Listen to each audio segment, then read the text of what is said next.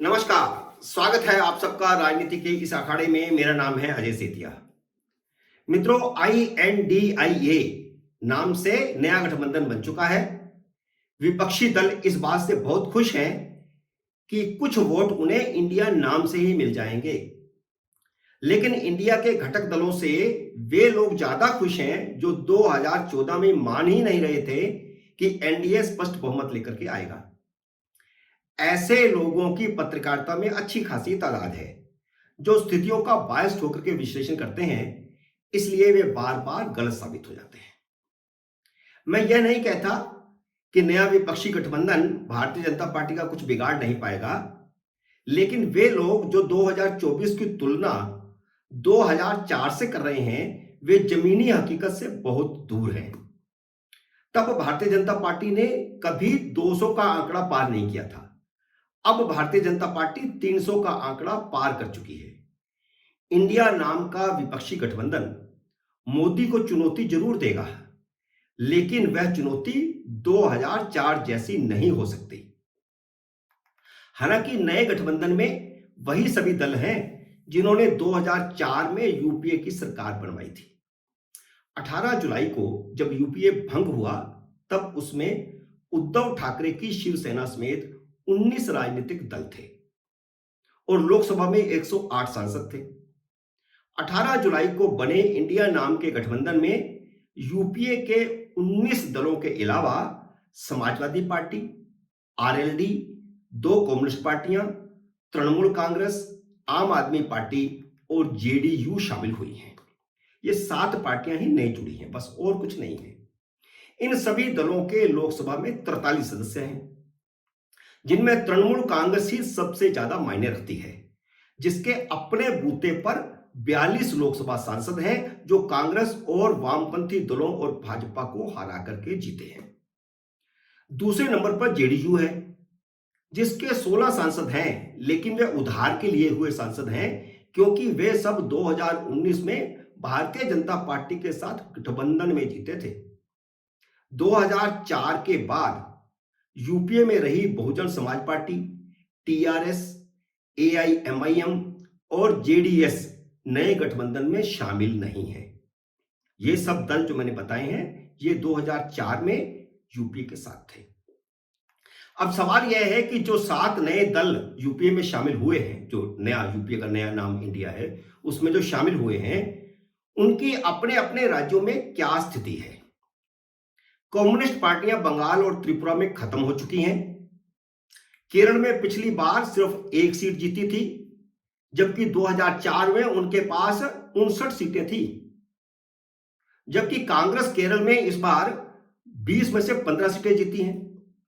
बाकी सारे देश में कम्युनिस्टों का कोई प्रभाव है ही नहीं। अब देखिए, कम्युनिस्टों का प्रभाव था बंगाल, केरल और त्रिपुरा में। वहां 2004 में 59 सीटें जीती थी। अब उनके पास 1 सीट है और वहां पर तृणमूल कांग्रेस इधर आ गई, उधर त्रिपुरा में भाजपा आ गई, केरल में कांग्रेस। तो कम्युनिस्ट तो कहीं है ही नहीं और पूरे देश में और कहीं नहीं। तृणमूल कांग्रेस जरूर बंगाल में पलड़ा भारी है। पिछली बार में 42 में से 22 सीटें जीती थी, जबकि भारतीय जनता पार्टी 18 सीटें जीती थी। कांग्रेस सिर्फ 2 सीटें बंगाल में जीत पाई थी। बंगाल में अगर तृणमूल कांग्रेस और कांग्रेस मिलकर लड़ते हैं तो जरूर भारतीय जनता पार्टी के साथ कड़ा मुकाबला होगा और इंडिया गठबंधन की 2-4 सीटें बढ़ सकती हैं। इस समय 24 हैं, जो नया गठबंधन बना उसमें हम जोड़े तृणमूल कांग्रेस को तो दोनों की 24 हैं, भारतीय जनता पार्टी की 18 है। तो इस नए गठबंधन की 2-4 सीटें बढ़ सकती हैं। इसके अलावा कुछ और मुझे लगता नहीं कि इससे ज्यादा बढ़ेगी। लेकिन ममता कम्युनिस्टों को समझौते में कोई सीट नहीं छोड़ने वाली। तो अगर कम्युनिस्ट पार्टियां वहां पर उम्मीदवार खड़े करेंगी और कुछ वोट इस गठबंधन का तोड़ेंगी तो उसका फायदा भाजपा को होगा। इसलिए मैं कह रहा हूं कड़ा मुकाबला है वहां पर। चौथी पार्टी है समाजवादी पार्टी, जो बसपा से गठबंधन के बावजूद पिछली बार 5 लोकसभा सीटें जीत पाई थी। बसपा से गठबंधन टूटने के बाद अखिलेश यादव उपचुनाव में अपनी खुद की लोकसभा सीट नहीं बचा पाए। जब वह विधानसभा का चुनाव जीते तो उन्होंने विधानसभा में रहने का फैसला किया, लोकसभा सीट छोड़ी, वह अपनी सीट नहीं बचा पाए। रामपुर जैसी मुस्लिम बहुल सीट नहीं बचा पाए। इस बीच ओम प्रकाश राजभर उनका साथ छोड़कर एनडीए में जा चुके हैं, जिससे वह 2019 और 2022 से काफी कमजोर हो चुके हैं। सपा की सहयोगी आरएलडी के पल्ले पहले ही कुछ नहीं है। उसके अध्यक्ष जयंत चौधरी बसपा और सपा का समर्थन होने के बावजूद खुद ही 2019 में लोकसभा चुनाव हार गए थे। उनके 3 उम्मीदवार थे, तीनों हार गए थे। और जाटों के किसान आंदोलन के बावजूद आरएलडी जाट बेल्ट में विधानसभा की 33 सीटें लड़कर सिर्फ 8 सीटें जीत पाई है। अब बची जेडीयू और आम आदमी पार्टी। जेडीयू पिछली बार भाजपा के साथ गठबंधन करके 16 सीटें जीती थी। 2014 में वह भाजपा के गठबंधन में नहीं थी तो बिहार में करीब करीब साफ थी। विधानसभा चुनावों में भारतीय जनता पार्टी के साथ जेडीयू का गठबंधन था और इस गठबंधन के बावजूद उसकी सीटें घट गई। तो आप अंदाजा लगा सकते हैं कि क्या हालत जेडीयू की इस समय है। और अभी हाल ही में 2 महीने के भीतर उपेंद्र कुशवाहा और जीतन राम मांझी जेडीयू का साथ छोड़कर एनडीए में चले गए हैं।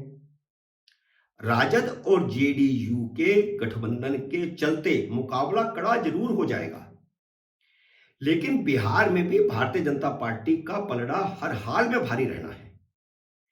इस बीच हम महाराष्ट्र की चर्चा करें तो महाराष्ट्र में यूपीए के पुराने घटक दल एनसीपी और 2020 में जुड़ी नई शिवसेना पार्टी टूट चुकी हैं।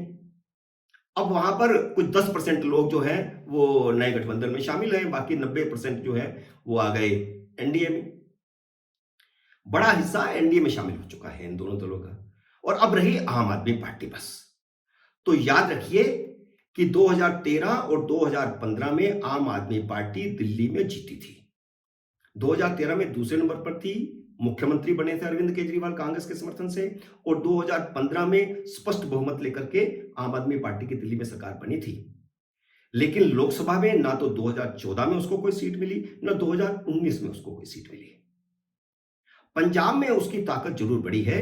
वहां एनडीए के पास पहले भी सिर्फ 4 सीटें थी, 2 अकाली दल की और 2 भाजपा की। अब अकाली दल नहीं है तो पंजाब में आम आदमी पार्टी भाजपा की कीमत पर नहीं, कांग्रेस की कीमत पर जीती है। इसलिए तस्वीर आपके सामने है। नया गठबंधन पुरानी बोतल में नई शराब जैसा है, बस हवा हवाई है, जमीन खोखली है। हां, कांग्रेस ने अपने आप को कुछ मजबूत जरूर किया है। अगर राजस्थान, मध्य प्रदेश, छत्तीसगढ़, हरियाणा, गुजरात, हिमाचल जैसे राज्यों में आम आदमी पार्टी उसके मुकाबले पर खड़ी नहीं होगी तो वह अपनी कुछ सीटें निकाल सकती है, लेकिन 100 के पार तो वह भी नहीं जा सकती। मित्रों, उम्मीद है मेरा यह विश्लेषण, मेरी यह वीडियो आपको पसंद आई होगी। इसे लाइक और शेयर कीजिए और अगर आपने मेरे YouTube चैनल को अब तक सब्सक्राइब नहीं किया तो कृपया सब्सक्राइब करके घंटी का बटन भी दबा दीजिए ताकि जैसे ही नया वीडियो आए आपको सूचना आए। नए वीडियो का करिए इंतजार। तब तक नमस्कार।